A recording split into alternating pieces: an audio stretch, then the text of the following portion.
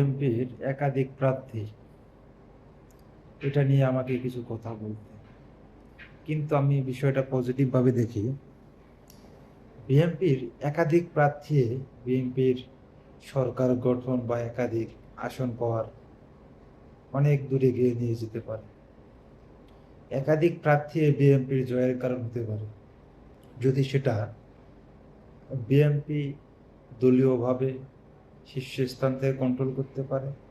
খালেদা জিয়া, তারেক রহমান যদি এবং সিনিয়র নেতারা যদি এটা কন্ট্রোল করতে পারে বিএনপির এই একাধিক প্রার্থীকে, তাহলে সরকার গঠন অনায়াসেই সম্ভব।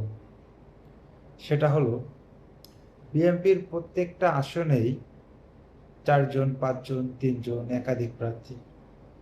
তারা এই ডোর টু ডোর এতদিন তাদের দলীয় যে বিএনপির ধানের শীষের প্রচারণা করেছে। একাধিক প্রার্থী হওয়ার কারণে, 3, 4 জন, 5 জন প্রার্থী হওয়ার কারণে সবাই কিন্তু প্রত্যেকটা ঘরে ঘরে যাওয়ার জন্য চেষ্টা করেছে। এতে কি হয়েছে, ধানের শীষের তো আগে থেকে একটি জনপ্রিয়তা আছে, এটা অস্বীকার করার কিছু নেই। এবং এই 17 বছরের দুঃশাসনের ফলে যেটা কোণঠাসা হয়েছিল সাধারণ মানুষের মাঝে, সেটা আবার 360 ডিগ্রি অ্যাঙ্গেলে উজ্জীবিত হয়েছে। এই একাধিক প্রার্থী জয়ের কারণ হতে পারে, কিন্তু সেটা বিএনপি কে সিলেক্ট করতে হবে।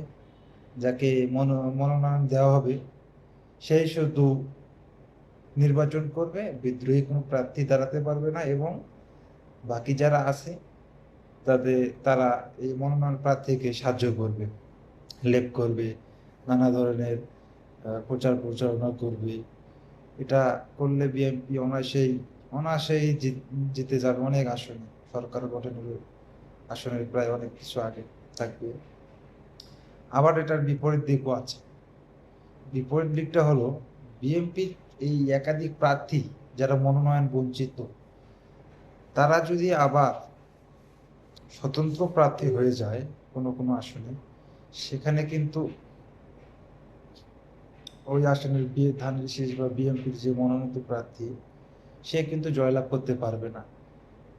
এটা কিন্তু এই যে স্বতন্ত্র থেকে একজন দাঁড়াইছে আর ওই ধানের শীষের মনোনয়ন থেকে, তারা কিন্তু এই যে বিএনপির যে একটা নির্দিষ্ট ভোট, এটা কিন্তু 2 ভাগে ভাগ হয়ে যাবে। এবং যারা সাধারণ ভোটার তখন তাদের মাঝে একটা জিনিস কাজ করবে যে এনারা নিজেরাই দলীয়ভাবে ঠিক নাই, এনারাই স্বতন্ত্রভাবে দাঁড়িয়ে পড়েছে।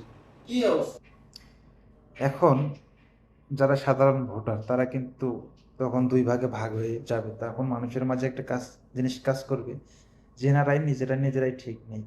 তারা সেক্ষেত্রে বিকল্প কোনো প্রার্থী, যারা যোগ্য প্রার্থী আছে দাঁড়াবে, তাদেরকে খুঁজে নেবে। আজকে এই বিষয়টাই শুধু বললাম। আগামীতে অন্য কোনো দল বা অন্য কোনো মত নিয়ে আলোচনায় আসবো। সবাই আমার চ্যানেলটাকে ফলো করবেন, শেয়ার করবেন। আল্লাহ হাফিজ।